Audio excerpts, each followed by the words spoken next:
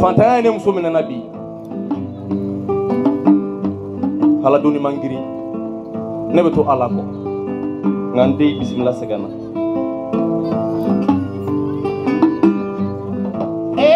malideu namasabali amenyo fagafu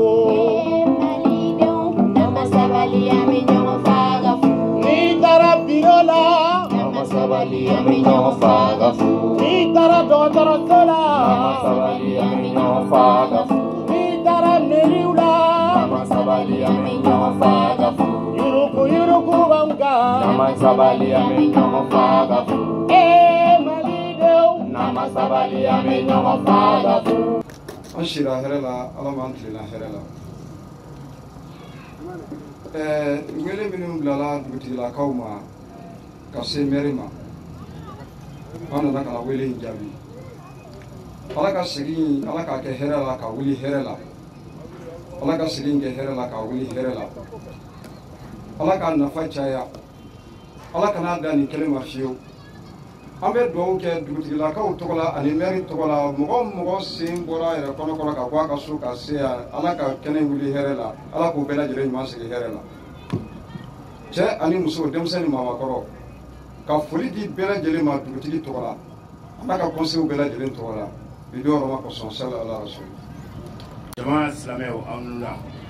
sabo ici anke la herela alaka uda ka adam sabo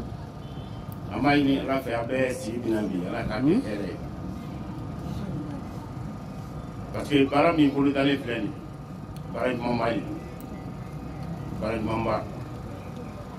donc to bagula amma ini rafa samusa alaka sila para si herela ka uli herela o tebele ko fe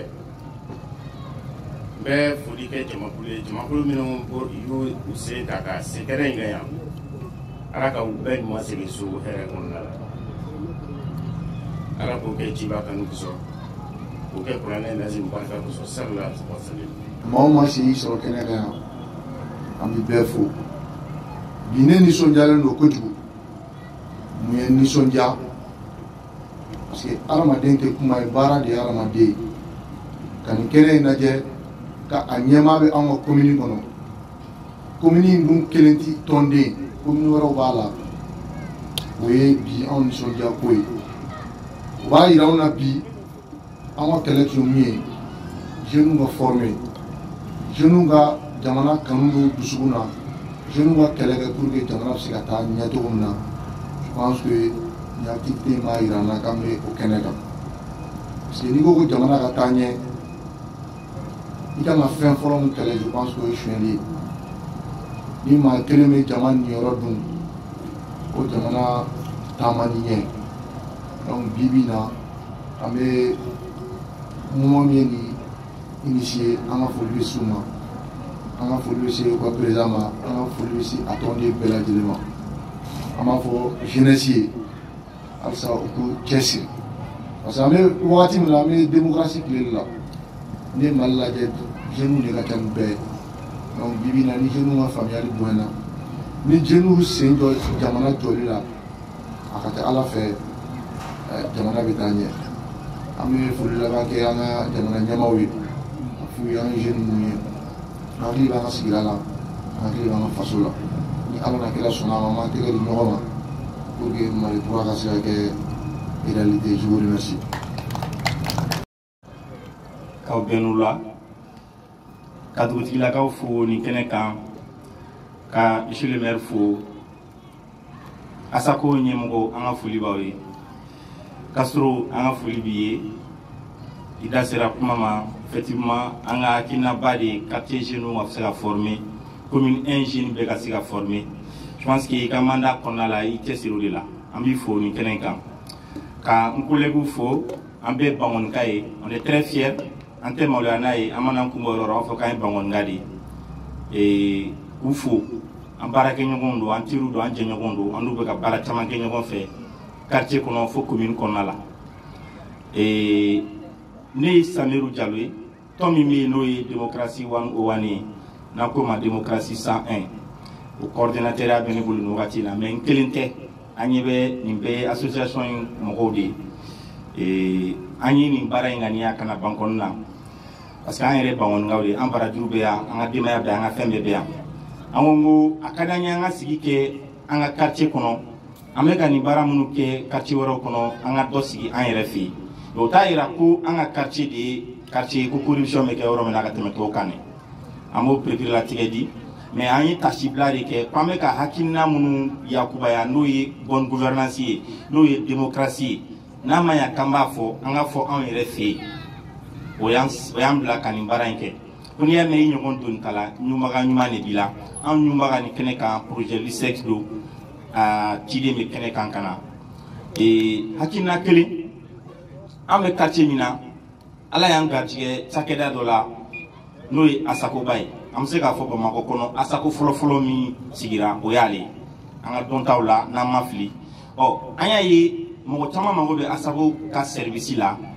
service ninnu sɔrɔli kɔnɔna la u bɛ hakilina caman fɔ a ka ja dɔw bɛ se ka kɛ tiɲɛ ye wala dɔw tɛ tiɲɛ ye dɔw ko yuruguyurugu b'a la dɔw ko yuruguyurugu t'a la u yɛrɛ t'a dɔn a bɛ sɔrɔ cogo di n ka droit ye jumɛn ye dɔgɔtɔrɔso kɔnɔ parce que an b'a dɔn kɛnɛya yɛrɛ bɛ na yɔrɔ fɔlɔ min na o ye CSCOM ye n'o bɛ gérer association dɔ de fɛ n'o ye ASACO ye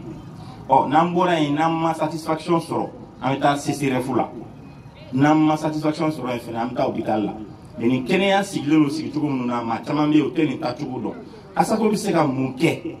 a tɛ se ka mun kɛ n'i donna ASACO kɔnɔ i kan k'i ɲɛsin jɔn ni jɔn ma n'i mago bɛ ASACO ka service la i kan ka mun ni mun de kɛ an ka bi baro bɛna boli o de kan mais baro in kɔnɔna la an bɛ kumada di aw ma parce que an bɛ nin kɛnɛ sigi yɔrɔ o yɔrɔ an ko ka population ka hakilina ɲini population ka fɛla fɔ mais an y'a ye ka ɲɔgɔlɔn dɔ don a senkɔrɔ parce que ɲɔgɔlɔn fɛnɛ i b'a sɔrɔ u bɛ mɔgɔw la yɛlɛ mais message b'u ka ɲɔgɔlɔn kɔnɔ donc an ni comédien dɔw ye baara kɛ ɲɔgɔn fɛ u bɛ conservatoire sortant de niveau b'u la u bɛ baara in na a bɛ san 10 ni kɔ bɔ u ye ɲɔgɔlɔn dɔw dilan u bɛ fɛ k'u b'o yira an na o yiralen kɔfɛ an bɛ kumada di an yɛrɛ ma an bɛ se ka mun de sɔrɔ k'a fɔ ɲɔgɔlɔn in kɔfɛ an ye maa faamuyalen fila wele olu ka baara don an ka ASACO ɲɛmɔgɔ olu ka vice président bɛ an bolo kɔrɔ yan nɔ ka fara an balimamuso fɛnɛ kan ale fɛnɛ bɛ yan u bɛna kuma musow bɛ se ka degun jumɛn sɔrɔ ASACO kɔnɔ ka da kan k'u ye muso ye ne kɔntannen don an balakaw bɔra ka caya ni kuma dira aw ma min b'aw fɛ a ka se k'o fɔ nɔgɔya da bɛ se ka kɛ ɲuman ye parce que bamananw ko ten ko n'i ye sankolo foli ci don sisi da a ka ca ala fɛ a n'a bɛ se n'i ye ASACO gɛlɛya kuma fɔ ka ASACO vice président dɔ sɔrɔ i bolokɔrɔ a ka ca ala fɛ a b'o kuma lase ASACO bureau mɔgɔw ma donc an kɔntannen don nin kɛnɛ in kan an sewalen don kɛnɛ in bɛ don hukumu min kɔnɔ komi an ɲɛ b'a la an ka banderole kan diɲɛ seleke naani yɛrɛ ye don kɛrɛnkɛrɛnnen dɔ bila n'an ko ma 9 décembre n'o ye journée internationale de lutte contre la corruption ye an bɛ ka baara in kɛ ka don o de kɔnɔ mais bi dɔrɔn tɛ n'an bɔra yan nɔ ni ala ye lundi ka se dɔgɔkun nata ma an bɛna sigi fila kɛ mais o bɛ kɛ commune wɛrɛw la commune 6 kelen bɛ kɛ yen commune 3 kelen bɛ kɛ yen nɔ mais o sigiw tɛ kɛ ni ɲɔgɔnna ye o bɛ kɛ n'an balakaw ye o bɛ kɛ sigi kuntagala surun ye k'a nombre bɛrɛbɛn k'a yir'u la anw bɛ fɛ ka baro kɛ n'aw ye gɛlɛya jumɛn de bɛ aw kan aw bɛ se ka gɛlɛya jumɛn sɔrɔ dɔgɔtɔrɔso service sɔrɔli la u b'u ka hakilinaw fɔ an b'a kɛ rapport ye k'a ci an ka partenaire ma u bɛ se ka projets dilan parce que ni nanzaraw nana n'u ka wari ye a bɛ dilan ni hakilina dɔ de u bɛ don mɔgɔw kan u bɛ sondage kɛ u bɛ projets dilan u bɛ activités kɛ quartier kɔnɔ activité ninnu rapport i b'a sɔrɔ hakilinabaw de b'o kɔnɔ donc o de bɛ wolo projet baw la ka se ka nɔgɔya nati jamana kɔnɔ donc an tɛna mɛn kuma la ne ye fila ye kuma ma nɔgɔ ma ka foli di dugutigilakaw ma ka foli di mairie mɔgɔw ma association fɛn bɛ kɛnɛ kan ka foli di u bɛɛ lajɛlen ma n tɛ se ka bɔ kuma la ni ma n collègue fo Fode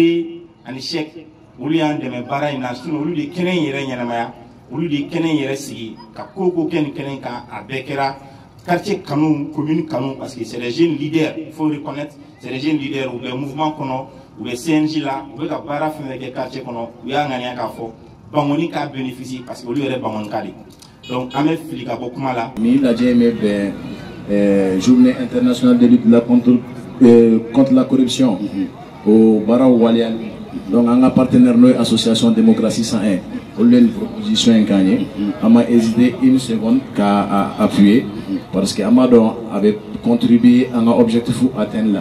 Nous yurugurugu mun korolo be se muso ani bogotugunu ma kerengerane la centre de santé au konnala. Donc ne muye yano nimisi wasara ko sebe. Abe somo samabo metara pour na chef ouye ka fouye nimisi wasara antena senge antena nyine inshallah démocratie 101 Kongoro madoni na inshallah. Ay tigere ba de mili. Matronu, sage-femme, génico, kafra jamana nyemoko wereka. Anga hinetu, anga haketu kowi. Kasura fento dambe, kafanta onioroto alay.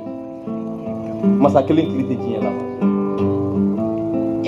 Malideu na masabali amenyogo fagafu. Fantaya ne muso mina nabi. Hala duni mangiri ne beto ala ko ngande bismillah segana